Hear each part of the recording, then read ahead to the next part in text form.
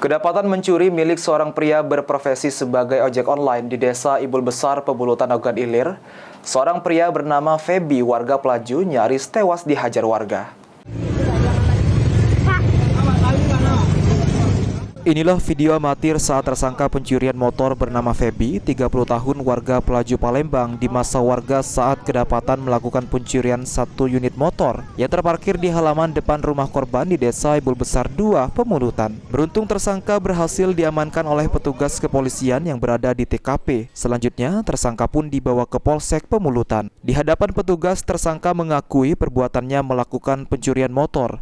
Saat beraksi, tersangka berboncengan bersama temannya dengan mengendarai motor, lalu melihat motor korban yang sedang terparkir di depan rumah dengan posisi kunci motor tertinggal di stang. Namun saat hendak membawa motor korban, aksi tersangka diketahui korban sehingga warga yang mendengar teriakan dari korban langsung menangkap dan memukuli tersangka. Guna mempertanggungjawabkan perbuatannya, tersangka FB harus mendekam di tahanan Polsek Pemulutan. Pelaku terancam dengan hukuman di atas 5 tahun penjara. Kunci itu masih tercantol di motor. Aku terdengar suara motor berbunyi. Refleks langsung keluar, ngejar maling itu. Oh, berarti lo sudah di jalan punya motor? Motor sudah di pelaku, sudah di tangan pelaku. Dia lari, kamu kejar? Ah. Dapat. Ahmad Romawi, PAL TV.